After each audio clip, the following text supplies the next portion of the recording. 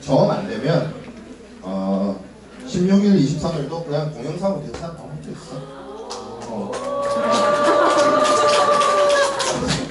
그래, 그 방법도 있구나. 생각을 해보니까. 그러죠? 그래요. 그 방법도 있네. 생각해볼게. 왜 그러냐면 그 23일날 농구 대회를 하는데 유종호 교수님 어제 저한테 전화 와가지고 선수로 뛰라는 거야. 내가 농구공이라는 걸 잡아본 지가 10년이 넘었거든. 나는 군대에서 제대하면서 농구공을 다시 잡아본 적이 없어. 그게 마지막이었어.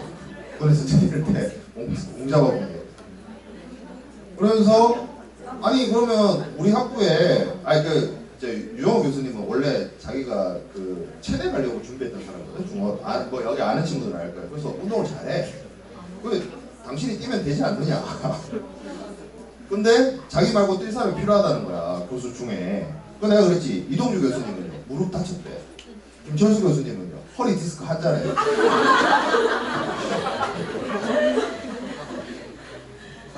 그렇죠? 네. 아무튼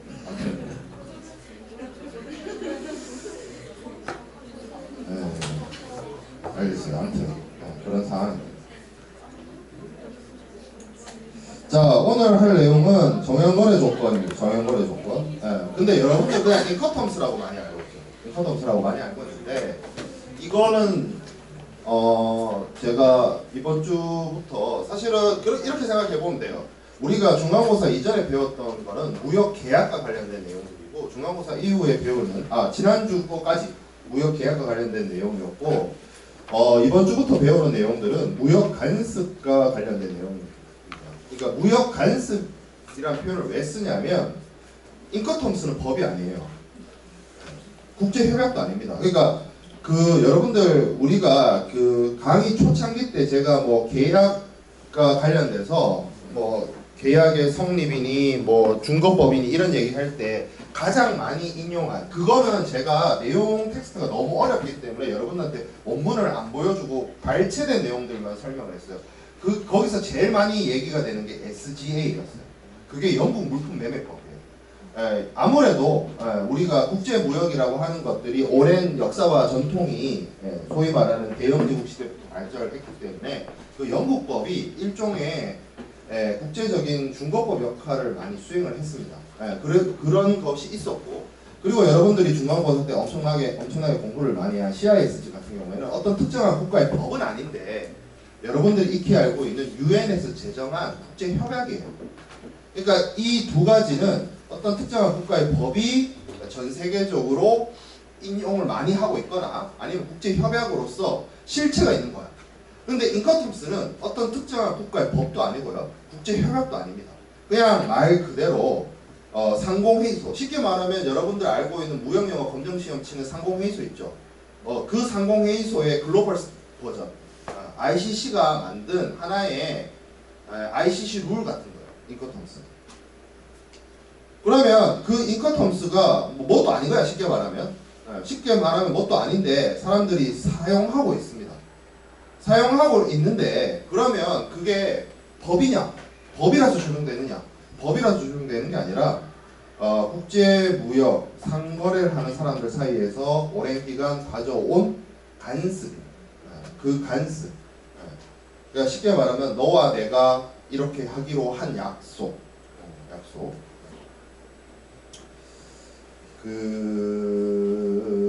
내가 이 얘기를 하면 꼭 그 얘기를 이해를 못하는 사람들이 다시 질문하는데 여러분들 굉장히 많이 하는 게임 중에 리그 오브 레전드가 있잖아요. 근데 저는 지금 안 해요. 그냥 이제 피지컬이 떨어져서 그냥 그 중계만 보고 프로게이머들 하는 것만 구경하고 있는데 제가 하던 시절은 한국에 서버가 없었어요. 북미에만 서버가 있었어요. 근데 그때는 어땠냐면 지금은 탑이 있고 미드가 있고 원딜이 있고 서포터가 있고 정글이 있잖아요. 그때는 그게 아니었어. 갱킹을 둘이서 다녔어. 이해돼요? 무슨 말인지? 이해돼요? 그러다 이거 여러분들 굉장히 어렸을 때예요. 그러다가 그 지금도 그 팀이 있을 건데 유럽의 푸나틱이라는 팀이 지금의 시스템 있죠. 한 명이 원딜을 옆에서 서포팅하는 거 계속 붙잡고 자기는 CS 안 먹고 얘를 키우는 거야. 육성. 그러면서 들고 나와가지고 소위 말하는 월드를 우승했어. 시즌 2 때. 시즌 1이었나? 시즌 1이었나? 2나? 뭐 나도 너무 오래된 일이라서 기억이 안 나. 그러면서 다 그게 이제 보편화돼. 근데 사실 초창기만 해도 그게 시스템적으로 제한이 없었어. 하려면 그거 할 수 있었어. 갱킹 2명 다 할 수 있었어. 근데 시간이 지나면서 게임 시스템적으로 아예 이제 그렇게 못하도록 막았죠. 그게 무슨 얘기냐면 처음에는 그게 불문율, 그러니까 게임 시스템으로 역할을 나눈 게 아니고 불문율 같은 거였다니까. 불문율. 뭐 작정하고 내가 그냥 뭐 저 나미 같은 거 해가지고 미드로 돌진해도 되잖아. 쌍욕이 날라오겠지. 부모욕이 날라오고 뭐 네가 중니 내가 중니 해사코 뭐 이러면서 날라오겠지. 하면 하지 뭐 못할 게 뭐 있어. 근데 그렇게 안 하잖아. 뭐예요? 불문율. 불문율. 게임의 룰. 그렇죠. 그 말하잖아. 사실 여러분들 게임 같은 거 하다 보면 아니 게임만 아니라 도박 같은 거 예를 들어서 뭐 갬블을 한다든지 뭐 텍사스를 한다든지 홀덤을 한다든지 그것도 다 룰이 있잖아. 인커텀스 이거 룰이야 그냥. 그 게임의 룰도 게임 회사가 만든 거잖아요. 텍사스 홀덤이나 그런 도박의 룰도 어떻게 보면 카지노에서 정한 거잖아. ICC가 정한 거라고. 이거 ICC가 정한 거. 그 어떤 국가도 그 어떠한 어떤 국제기구도 얘를 인정해 준 적도 없고 얘를 만든 적도 없어. 그러면 이게 순수하게 ICC가 100% 창작이냐? 절대 그렇지 않아. 절대 그렇지 않아. FOB하고 CIF는 그 역사를 따지고 올라 들어가면 한 150년, 200년 정도 됐습니다. 그러니까 무슨 얘기냐면 예전에 미국이나 영국이나 유럽에서 무역 거래를 하던 사람들 사이에서 매번 거래할 때마다 너는 뭐하고 나는 뭐하고 니는 어떻게 하고 나는 어떻게 하고 물건 어디서 넘겨받고 여기까지 물건에 그 옮기는데 비용은 네가 내고 그 다음부터 내가 내고 이거를 계약할 때마다 정하는 게 너무 귀찮아. 그래서 왜 그런 거 있잖아. 그 허세 부리는 사람들이 단골 술집에 가가지고 늘 먹던 대로 뭐 그런 거 있잖아요. 굉장히 허세 같은 행동 있잖아. 그것처럼 서로 오랫동안 계약하고 이행을 해왔던 사이에서 우리 저번에 해왔던 그 방식대로 계약하자를 계속했던 거야. 그랬겠죠? 네, 그게 굳어져 오면서 생겨난 하나의 게임의 룰. 제가 아까 말한 뭐 그 유럽 메타 같은 거, 프라틱 메타 같은 거 그런 것들이 하나의 정형화되기 시작합니다. 그거 중에 가장 유명한 게 얘네 둘이야. FOB, CI. FOB, CI. 그리고 조금 더 오래된 게 FOB예요. CIF는 상대적으로 젊어. 젊다는 게 한 뭐 생겨난 지 한 150년, 200년 정도밖에 안 됐다 이런 거예요. FOB는 훨씬 오래됐어요. FOB는 그 근원을 따지고 올라가면 어디까지 올라가냐면 대항해 시대 때까지 올라가. 잭 스페로 선장이 있고 막 그런 시대 있죠. 콜럼버스가 나오는 그 시대 있죠. 범선 시대. 범선 시대 때부터 쓰인 게 FOB예요. 왜냐면 그 말 자체가 프리 온보드잖아. 갑판위에 물건 올려주겠다는 거거든. 갑판위에 물건 올려주는 걸로 거래하던 방식이 FOB였어. 그래서 FOB가 쓰이다. 쉽게 말하면 이런 거겠죠. 예를 들어서 옛날에 이렇게 돛담배는 아니지만 이렇게 범선이 이렇게 가다가 어느 섬에 왔어. 그래서 물건을 사고 팔겠죠. 그러면 이제 이렇게 주고 받을 거 아니야. 그죠? 거기서 여기 배 위에 함을 실으면 이제 인도 끝. 그런 느낌. 너는 여기 위에 배에 함을 실어주고 난 돈 줄게. 그런 느낌. 그런 느낌에서 시작된 게 FOB. 그러다 보니 이 FOB하고 CIF가 굉장히 오랫동안 사용이 됩니다. 그래서 편하죠. 그런 여기 지금 강의 자료 3번 슬라이드에 나와 있는 것처럼 이게 물론 그 강의 자료에서는 짧게 이렇게 얘기하고 있지만 이 아마 널리 퍼지고 오래 사용되어 오면서 그 굳어지는 역사가 굉장히 깊습니다. 그리고 사실 그런 어떤 이 옛날에 한 200년 전에 FOB가 사용됐다 이런 것들 굉장히 기록으로 많이 남아있어요. 판례나 기록으로. 그런 것들이 오래 사용이 되었고 쉽게 말하면 이런 거죠. 예를 들어서 새로운 사람이 무역 거래를 할 때도 이 FOB하고 CIF가 이제 널리 알려지니까 새로운 사람하고 무역할 때도 우리 FOB로 하자. 뭐 이런 식으로 이렇게 사용되기 시작했다는 거죠. 확산을 되면서. 그러다 보니 이런 정형화된 형태의 게임의 룰, 거래의 룰 이런 것들을 트레이드 텀스, 정형 거래 조건. 그러니까 인커 텀스가 정형 거래 조건이다. 맞는 말인데 그건 맞는 말이지. 인커 텀스는 정형 거래 조건이지. 근데 정형 거래 조건이 인커 텀스다? 그건 틀린 말이에요. 무슨 말인지 이해돼요? 수많은 정형 거래 조건 중에 ICC가 지들이 새롭게 퍼블리싱한 게 인커 텀스예요. 그래서 정형거래 조건에는 굉장히 종류가 많습니다. 여기 나와 있는 것처럼 ICC가 만든 인커텀스도 있고 CIF 계약에 관한 와르사 옥스퍼드 규칙도 있고 그리고 지금은 미국도 ICC 인커텀스를 일부 사용을 합니다만 미국이라는 나라가 원래 뭐든지 독자적으로 자기들끼리 알아서 하는 경향이 강하죠. 이 개정 미국 무역 정의라는 게 있어요. 그러니까 인커텀스가 나오던 시기하고 비슷한 시기에 미국도 별도의 인커텀스 같은 걸 만들어요. 그게 개정 미국 무역정이에요. 근데 사실 잘 안 씁니다. 한국에서 잘 안 쓰고 미국 사람들도 몰라요. 이게 있는지도. 그런데 그런 게 있다. 이런 것들이 다 정형거래 규칙이고 그 중에서 가장 널리 알려지고 세계적으로 지금도 오늘까지 많이 사용되는 게 ICC가 국제사업회의소가 만든 정형거래 조건에 관한 국제규칙 인커텀스입니다. 인커텀스는 그래서 이게 전간기라고 할 수 있는데 세계 1차 대전하고 세계 2차 대전 사이 1936년에 제정이 되었고 수차례 개정이 되다가 최근 들어와서 1980부터인가 10년 주기 개정을 하죠. 그래서 1990, 2000, 2010, 2020까지 왔죠. 그래서 2020까지 왔고 여러분들 중에 여기 이제 앉아 있는 사람들 중에 19학번들이 있어요. 19학번들은 불행한 학번이에요. 1학년 때 무역학 개론 배울 때 2010을 배워봤을 거예요. 근데 20학번부터는 2020만 배우고 이제 졸업할 수 있는 거죠. 근데 괜찮아. 19학번들 입장에서 괜찮아. 왜? 별로 바뀐 게 없어. 바뀐 게 없어. 그러니까 2000에서 2000에서 2010으로 바뀔 때는 엄청 많이 바뀌었거든요. 조건들이, 내용들이 많이 바뀌었는데 2010에서 2020으로 바뀔 때는 그냥 뭐 안 바뀌었다 해도 될 정도로 뭐 크게 변화가 없습니다. 그리고 느낌적인 느낌이겠지만 2030 버전이 나오겠죠? 나올 겁니다. 100% 나올 겁니다. 왜냐하면 ICC가 책 팔아야 돼. 짭짤합니다. 책 팔면. 그러니까 그 책이 나와요. 매년. 매년은 아니고 이렇게 개정될 때마다. 그래서 2030도 웬만하면 거의 나온다라고 봐야 됩니다. 자, 그래서 2020이 개정이 되었고 개정된 지 벌써 3년 지났죠. 3년. 그러니까 여러분들은 잘 모르지만 2020이 개정이 되면 한 2, 3년 전부터 초안이란 형태로 약간 공개가 돼요.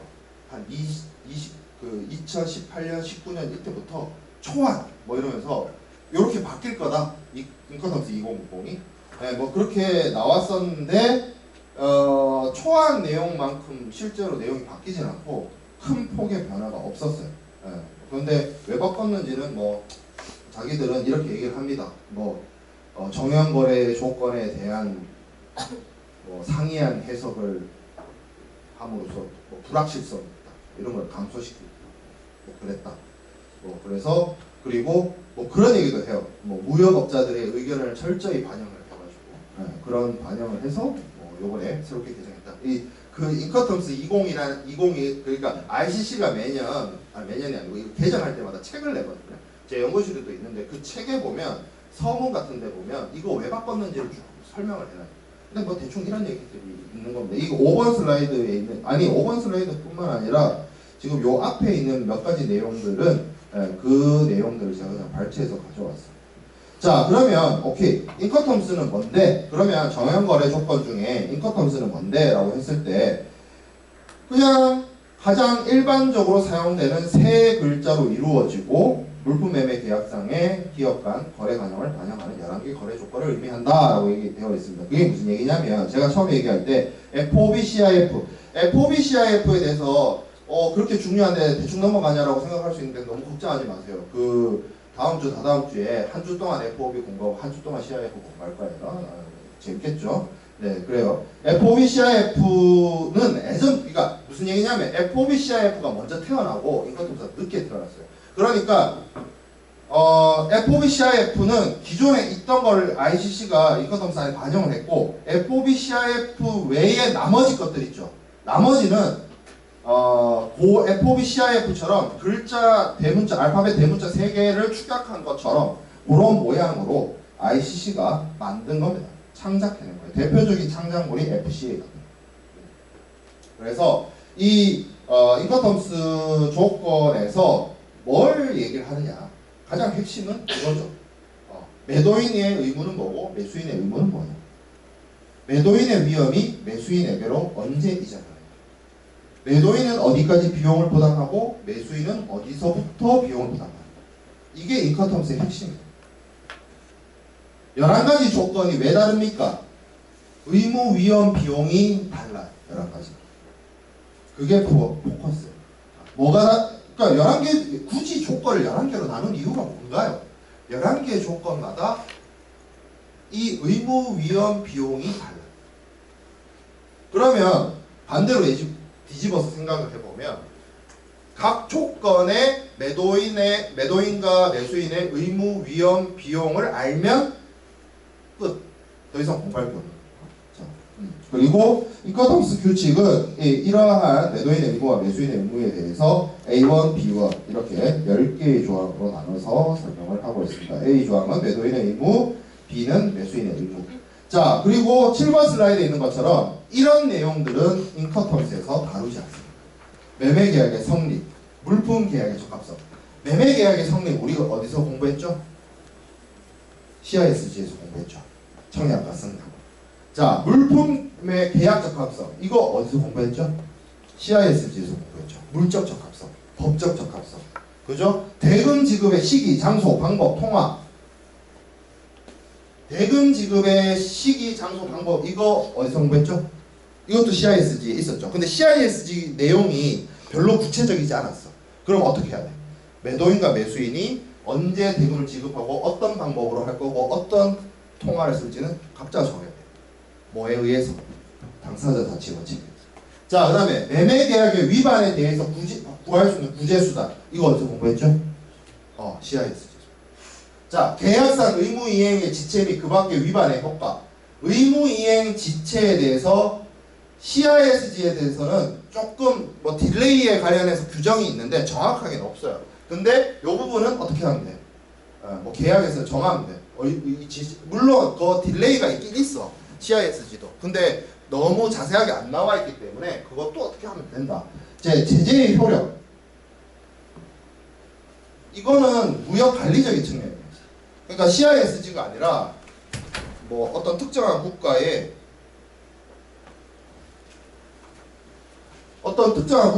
법이나 이런 걸로 해결을 해야 되는 부분이고 관세부가도 어떤 특정한 국가의 법률로서 해결해야 돼요. 대한민국 법에 의해서 관세를 부과한다. 미국 법에 의해서 관세를 부과한다. 수출 또는 수입의 금지. 이것도 어떤 특정한 국가의 법이 그 나라의 무역을 관리하기 위해서. 한국도 어떤 법에서 무역을 관리하느냐. 대무역법이라는 법이 있습니다. 한국에도. 그래서 그런 법을 통해서 관리를 합니다. 불가항력 또는 가혹한 이해. 이것 또한 그 무역 계약에서 당사자들이 불가항력 조항이라든지 이런 걸로 해결해야 돼요. 지식재산권. 지식재산권도 CISG에 잠깐 언급이 있긴 한데 약해. 이런 것들 또한 각국의 지재권과 관련된 법이라든지 그런 걸로 해결할 수 있어요. 자, 분쟁 해결의 방법, 장소 또는 준거법. 이거 중간고사 문제였죠. CISG 한 줄 있었어요. 결국엔 뭐야? 당사자들이 명시적으로, 묵시적으로 합의해서 정하는 게 좋다. 중거법이든 재판 관할이든 이런 것들, 아니면 중재라든지.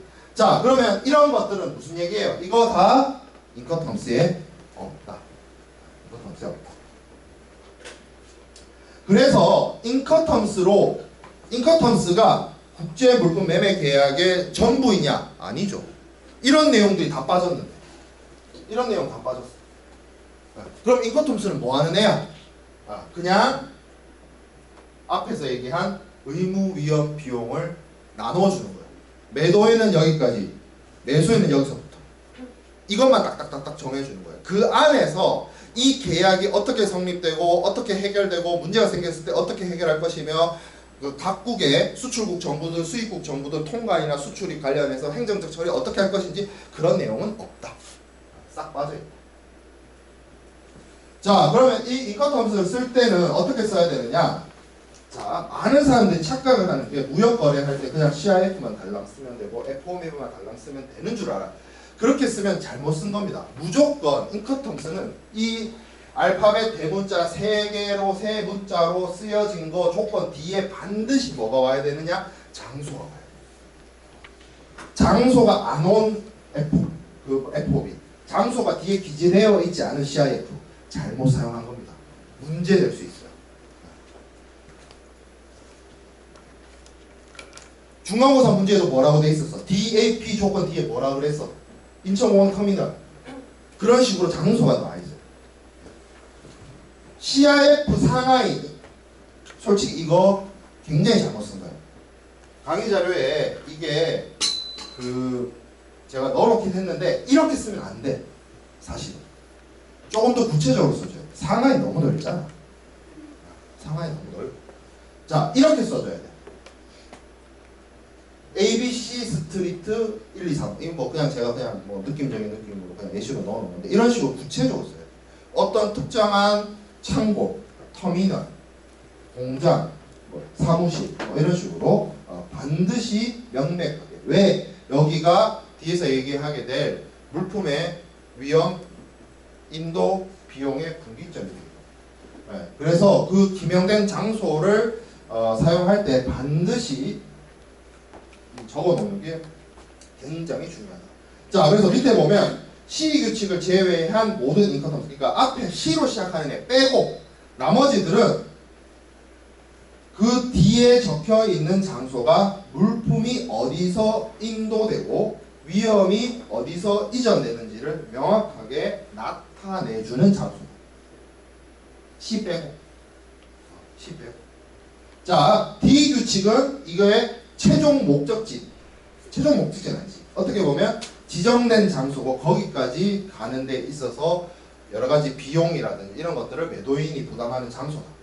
근데 앞에서 C를 빼라 했잖아요. C는 그러니까 CIF든 CFR이든 CIP든 이런 애들은 그 C 뒤에 오는 장소가 뭘 의미하느냐. 매도인이 계약 조건에 따라서 이 인커텀스 조건에 따라서 지정된 장소까지 물품을 운반하는 데 들어가는 운송비, 운임 혹은 CIF나 CIP의 경우에는 보험료까지 부담하는 그런 장소다. 하지만 C 조건에서 뒤에 오는 장소는 물품의 인도 장소는 아닙니다. C만 조금 조심하면 돼요. 자, 그리고 인커텀스는 여러분들 알다시피 이렇게 두 개의 조건으로 나눠서 구분을 하고 있습니다. 모든 운송 방식에 적용되는 규칙, 해상 운송과 내수로에 적용되는 규칙. 이거는 근데 ICC가 이렇게 나눠놓은 거예요. ICC가 이렇게 나눠놓은 거고 실제 실무에서는 이렇게 안 나눠요. 이렇게 안 나눠놓고 보통 원래 인커텀스 2000까지는 이거를 앞에 글자를 따서 E 조건, F 조건, C 조건, D 조건 이렇게 구분을 했어요. 그렇게 했는데 인커텀스 2010으로 들어오면서부터 모든 운송에 적용되는 규칙. 그러니까 모든 운송 방식이라는 것은 해상, 항공, 철도, 도로, 복합 운송에 다 쓸 수 있다는 얘기고 이 FAS부터 CIF까지는 해상 운송이나 내수로 운송, 즉 다시 말하면 배를 이용해서 운송하는 데 적합한 운송 방식이다, 적용 거래 규칙이다 라고 얘기를 하는데 실제로 실무에서는 항공 운송에서도 FOB 쓰고요. 항공 운송에서도 CIF도 씁니다.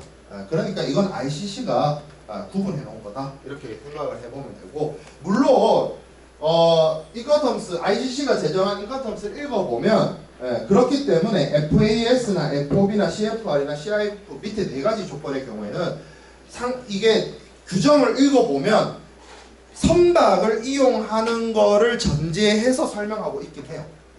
그 정도의 차이는 있지만 이게 절대적 기준이 될 수는 없다. 왜? 법이 아니기 때문에.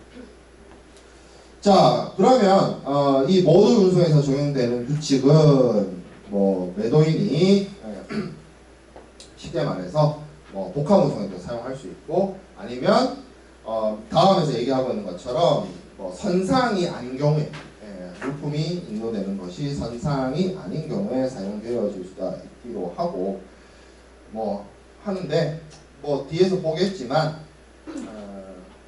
뭐 그래요. 이 구분이라는 게, 이 지금 10번 슬라이드에 있는 내용이 그 ICC가 만든 인커텀스 2020 설명서에 있는 내용을 그냥 번역해서 가져왔는데, 뭐 그냥 이렇게 설명하고 있습니다. 그래서 이 각각의 내용들을 보면 제가 봤을 때 FAS 같은 게 좀 의미가 있어요. 왜냐면 그 명칭 자체가 Free Alongside Ship이기 때문에 배 옆에 둔다라고 하거든. 그러면 배 옆에 둔다라는 것이기 때문에 나머지 조건들하고 조금 다르게 걔는 무조건 배가 있어야 된다. 그렇죠? 뭐 그런 좀 주의할 점들이 몇 가지 있다. 체크하면 될 것 같고, 그 유의점, 유의점이죠. 그래서 FOB를 쓰는데 뭐 FOB 에어포트라든지 뭐 FOB 웨어하우스라든지 이런 거 옳지 않다라고 하는데, 이것 또한 ICC 입장.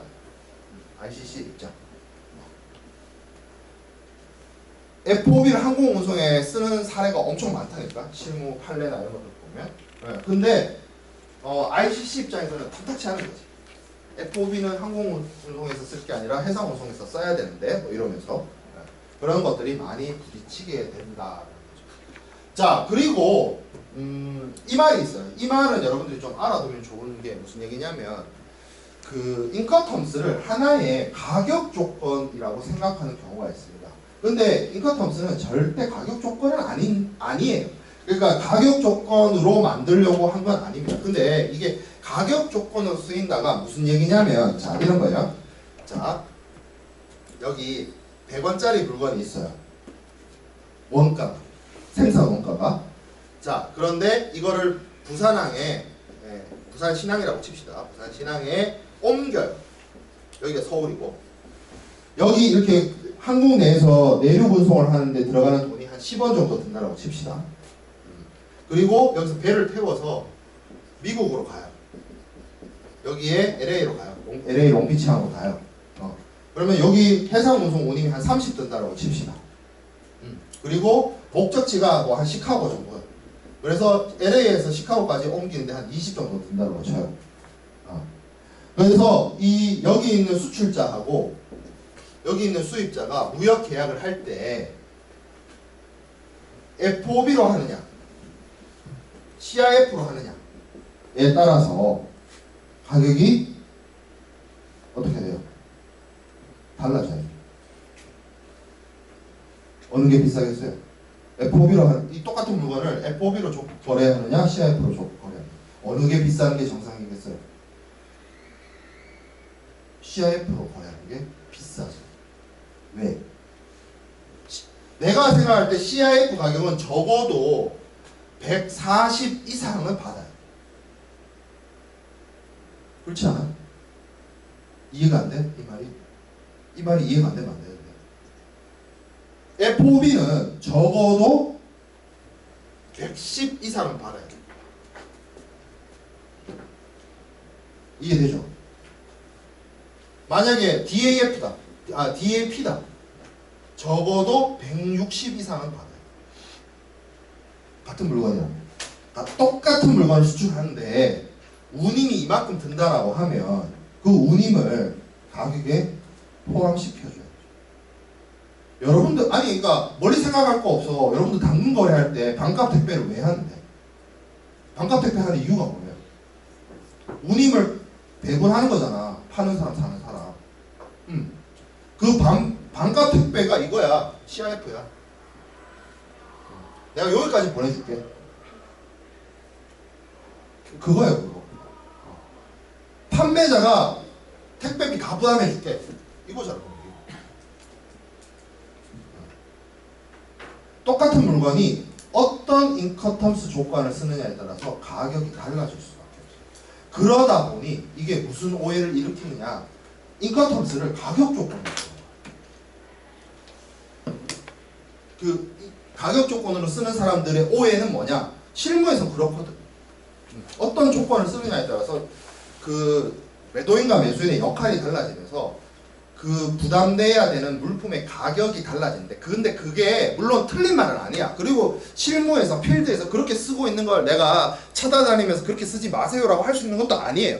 근데 그러한 차이점이 어떠한 인커텀스 조건을 쓰느냐에 따라서 가격이 달라지게 되는 그 원인이 어디서 오냐면, 인커텀스 11개 조건이 매도인이 부담해야 되는 비용과 매수인이 부담해야 되는 비용이 달라서 생깁니다.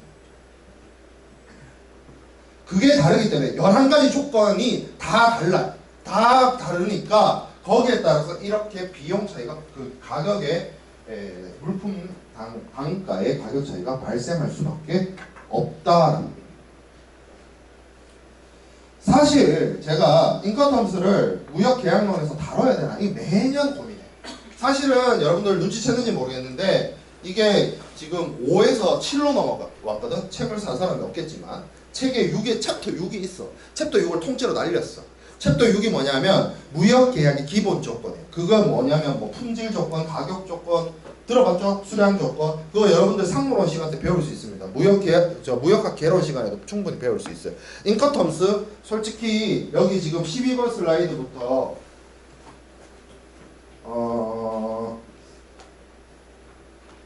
22번 슬라이드에 있는 내용까지 앞면에 있는, 여러분 거 일단 앞면 있어야 돼. 이 수업 들으려면 앞면에 있는 친구들이 여기 와서 이거 듣고 있어야 됩니다. 그쵸? 왜? 무역학 개론 때 공부했고 상무론 때 공부했어요. 근데 그렇다고 이걸 또 안 하기에는 좀 그래요. 그리고 제가 무역학 개론, 무역 계약론 시간에 여러분들한테 전달하고 싶은 핵심적인 내용이 뭐냐면, 여러분들이 무역학 개론이나 상무론 시간 때 배운 인커텀스 FOBCIF는 그게 다가 아니다 라는 걸 알려주고 싶었기 때문에 핵심적인 내용은 사실은 우리가 다음 주나 다다음 주에 배울 내용들이 있어요.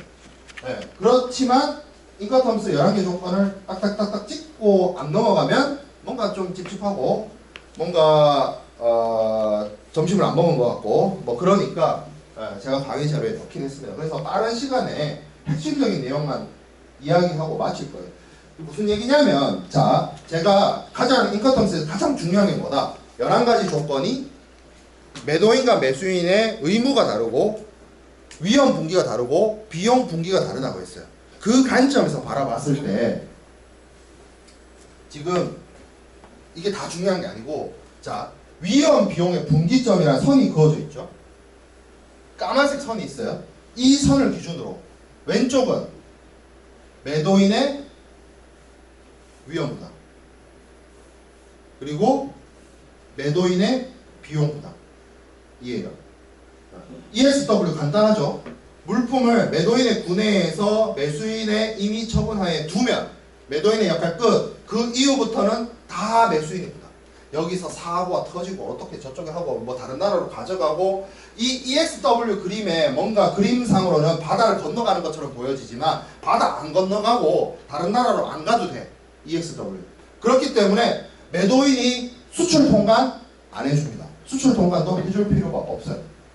그게 핵심이야. 자, 그 다음에 FCA 있어요. FCA 조금 더 나아갑니다. EXW보다 조금 더 나아갔죠. 어느 쪽으로? 오른쪽으로. 그 얘기는 즉슨 뭐예요? 매도인의 부담이 조금 더 커졌어. 그래서 매도인의 구내라고 하면 아까 전에 그림에서는 매도인의 구내에서 EXW의 경우에는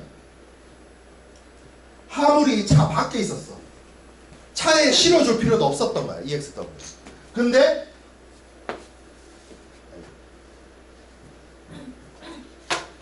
FCA로 오니까 뭐예요? 화물이 차에 실려있죠. 여기까지는 매도인이 해줘야 돼요. 여기까지 해두면 매도인의 의무 끝, 매도인의 위험 부담 끝, 매도인의 비용 부담 끝이에요.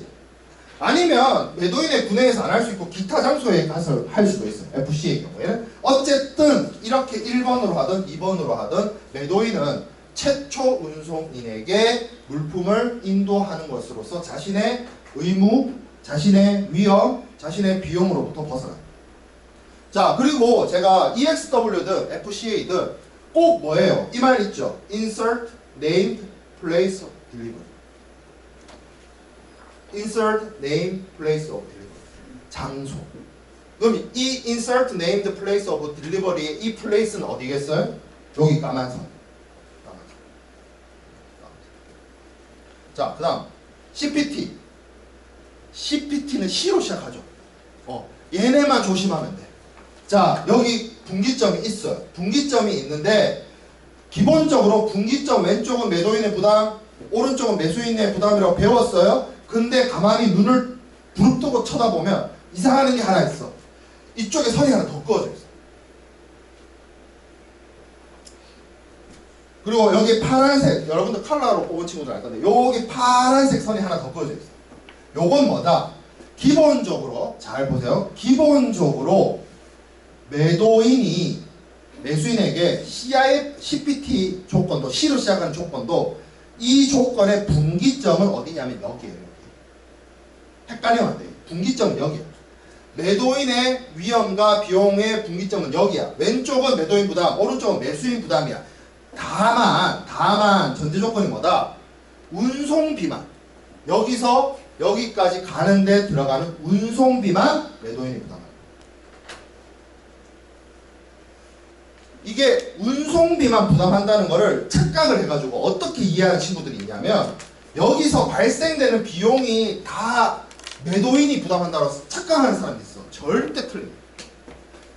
이 분기점 있죠. CPT에서 말하는 물품이 산적되는 요 분기점을 넘어가면 기본적으로 매수인 책임이야. 매수인의 위험 부담, 매수인의 비용이에요.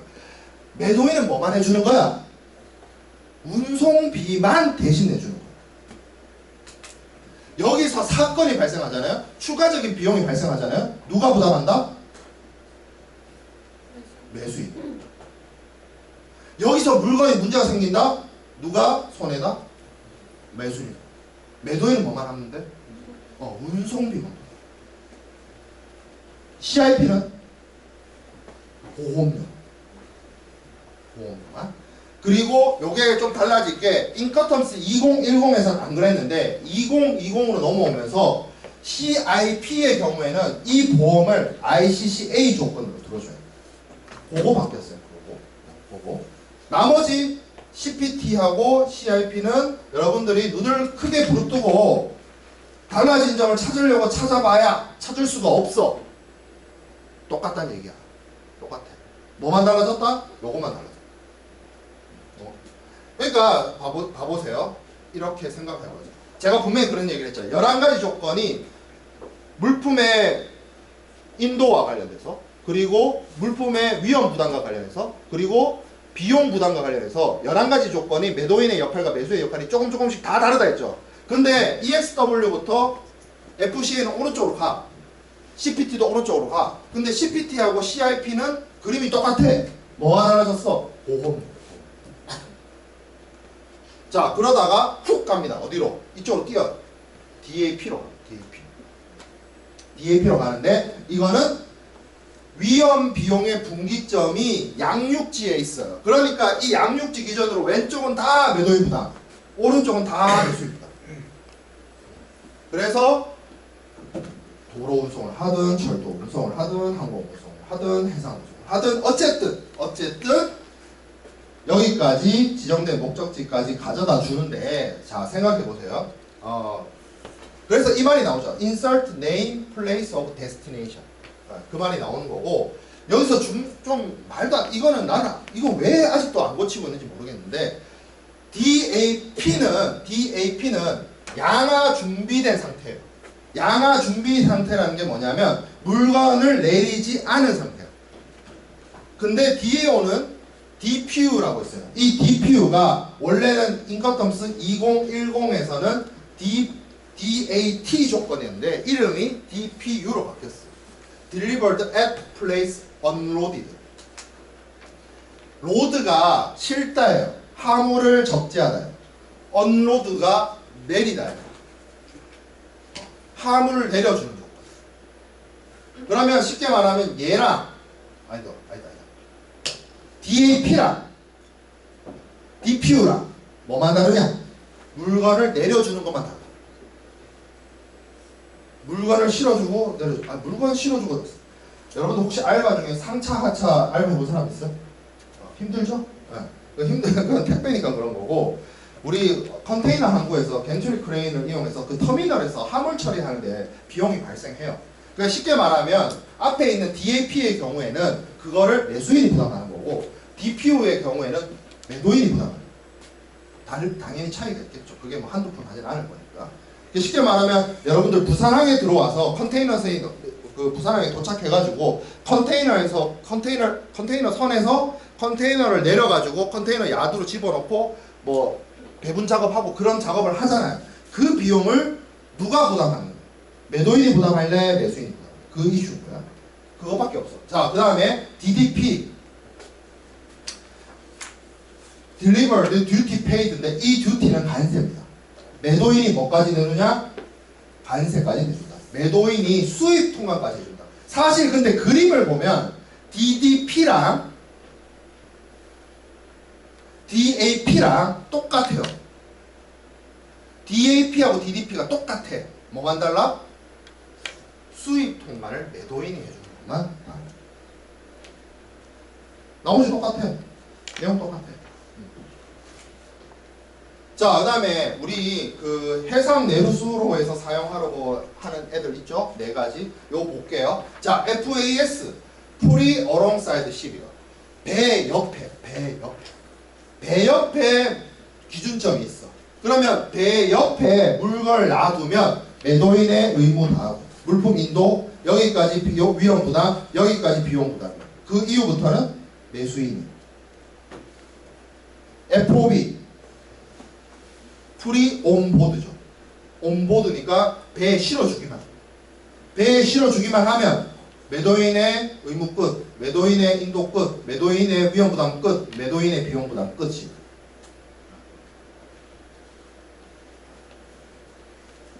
CFR FOB 그림하고 CFR 그림하고 차이점 딱 한 가지 보이죠? 뭐가 나는데요? 여기 목적지에 있는 양육항까지 가는 운임만 매도인입니다. CFR과 CIF 그림 눈 크게 부릅뜨고 차이점을 찾아보세요. 차이점은 하나밖에 없어요. 뭐? 보험료. 근데 여기는 ICCC입니다. 우리 앞에서 CIP 배웠어요. 모든 운송수단에서 사용될 수 있는 조건에 CIP가 있었어요. 근데 걔는 ICCA를 쓰라고 했고 CIF는 ICCC를 써야 된다고 했어요. 그 이유가 뭐냐면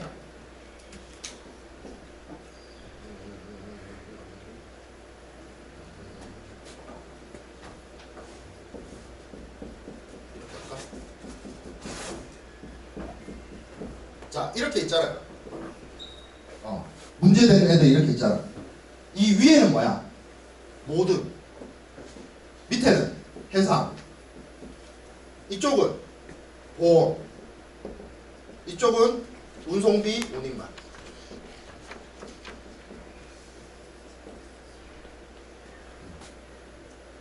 그래서 왜 운송비라고 쓰고 운임으로 씁니까? 그 영어 번역 때문에 그래요. 우리 보통 해상 운임을 프라이시라고 하거든요. 그래서 그거를 번역해서 CIF 할 때 F가 프라이시잖아. 그게 운임이잖아. 그래서 해상 운임이라는 뜻이에요. 근데 CPT나 CIP는 모든 운송에서 쓰잖아. 항공 운송도 있을 수 있고 철도 운송도 있을 수 있고 도로 운송도 있을 수 있고 복합 운송도 있을 수 있잖아. 그래서 코스트라고 했어요. 이해되죠? 네. 그래서 그렇게 얘기를 하는 거고 이쪽은 보험이고 이쪽은 보험료 안 줘. 근데 여기는 ICCA라고 하고 ICCC를 쓰라고 하는 건데 그 차이가 왜 나오냐면 얘는 해상에서 쓰잖아. 그리고 얘는 뭐가 있냐면 모든 운송에서 쓰다 보니까 뭐가 있어요? 항공 운송이 있죠. 여러분들 나한테서 해상보험료 수업 들어본 사람들 알겠는데 항공 운송에서의 화물 적하보험은 A 조건밖에 없어요. 항공 운송. 항공 운송에서 항공 화물을 항공기로 그러니까 비행기로 물품을 수출할 때 보험을 들려고 하면 BC 조건이 있다고. 항공 운송.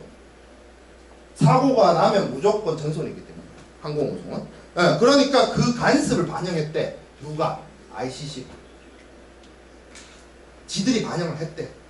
그래서 인커텀스 2020으로 오면서 CIP는 ICC-A, CIF는 ICC-C라고 들라고 하는 거야. 그거밖에 없어요. 이해되죠?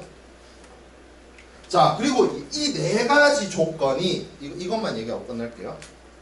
이 네 가지 조건이 특이한 게 있어요. 뭐에 대해서 제가 특이하다고 했죠? 얘네들은 이 분기점 말고 이쪽에 분기점 하나 더 있었어요. 근데 그 분기점에 속지 말라 했죠. 그 분기점은 뭐예요? 매도인이 약속대로 운송비, 운임, 보험료만 내주는 거지 그 이후에 이 왼쪽에 있는 분기점을 넘어가고 나서는 절대 그 어떤 물품에 대한 파손의 부담, 추가적인 비용 거기에 대해 책임 안 져요. 왜? 매도인은 물품을 인도하는 순간 자신의 위험 부담, 자신의 비용 부담을 다 했기 때문에 자기는 뭐만 내준다? 요것만 내준다. 그런데 그렇게 착각하면 좋은데, 아니 착각이 아니고 그렇게 알고 있으면 좋은데 많은 오해를 불러일으키는 점이 뭐냐면 CIF-D에 뭐라고 돼 있어요? Insert Name Port of Destination. 목적항을 쓰게 돼 있어요. 앞으로 가볼까요?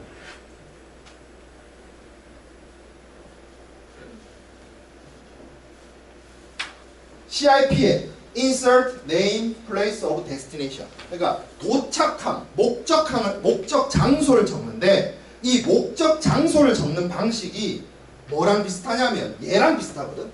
얘는 근데 어차피 분기점이 여기잖아. 분기점이 여기 있으니까 이 장소를 뒤에다 적는 게 맞죠. 분기점이 여기라네.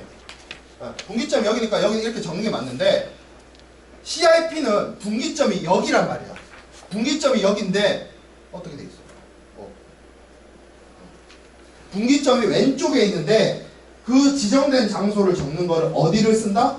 분기점을 안 쓰고 어디를 쓴다? 매도인이 운송비나 보험료나 이런 것들을 추가적으로 부담하는 데스티네이션의 장소. 쉽게 말하면 뭐예요? 이 장소까지 매도인이 운송비나 운임이나 보험료를 대신 내주도록 약속되어 있는 장소를 이 뒤에 적게 되어 있어요. 시조건 4개 다. 이것만 주의하면 돼요. 이것만 주의해요. 자, 인커텀스 11개 조건 제가 20분 만에 했습니다. 끝. 이해되죠? 이게 인커텀스 핵심이야. 자, 그러면 이제 인커텀스를 탄생하게 된 우리가 사전 면허이나 이런 것들은 사전 제작 강의에서 이어서 하도록 하겠습니다. 마칠게요.